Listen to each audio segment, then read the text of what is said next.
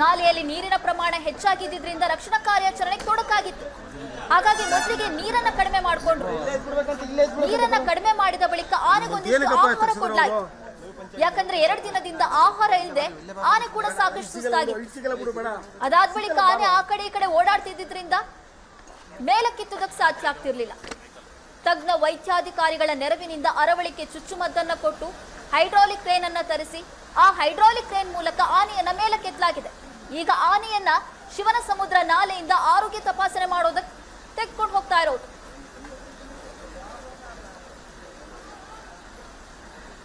ಅರಣ್ಯ ಇಲಾಖೆ ಸಿಬ್ಬಂದಿಗಳಿದ್ದಾರೆ, ವೈದ್ಯಾಧಿಕಾರಿಗಳಿದ್ದಾರೆ, ಸ್ಥಳೀಯರಿದ್ದಾರೆ.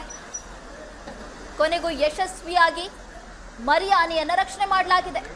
ಈಗ ಆನೆಯ ಆರೋಗ್ಯದಲ್ಲಿ ಏನಾದರೂ ಸಮಸ್ಯೆ ಇದೆಯಾ ಇದನ್ನು ನೋಡಬೇಕಾಗಿದೆ.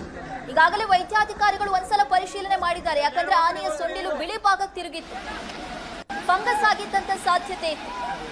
ಸೊ ಈ ಫಂಗಸ್ ಆಗಿದ್ರೆ ಅದಕ್ಕೆ ಏನ್ ಚಿಕಿತ್ಸೆ ಕೊಡಬೇಕು? ಅರಣ್ಯ ಇಲಾಖೆ ಸಿಬ್ಬಂದಿಗಳು ಮರಿ ಆನೆಯನ್ನ ಶಿಫ್ಟ್ ಮಾಡ್ತಾ ಇರೋದು.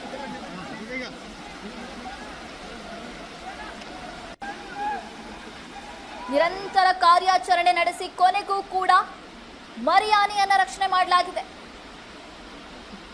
ನೀರು ಕುಡಿಯೋದಕ್ಕೆ ಬಂದಿದ್ದಂತ ಮರಿ ಆನೆ ನಾಲೆಗೆ ಬಿದ್ದಿತ್ತು. ಅರಣ್ಯ ಇಲಾಖೆ ಸಿಬ್ಬಂದಿಗಳು ಯಶಸ್ವಿಯಾಗಿ ಕಾರ್ಯಾಚರಣೆ ಮಾಡಿದ್ದಾರೆ. ಅರವಳಿಕೆ ಚುಚ್ಚುಮದ್ದು ನೀಡಿದ ಬಳಿಕ ಟೇಪ್ ಮೂಲಕ ಆನೆಯ ಕೈಕಾಲುಗಳಿಗೆ ಆ ಟೇಪ್ ಅನ್ನ ಕಟ್ಟಿ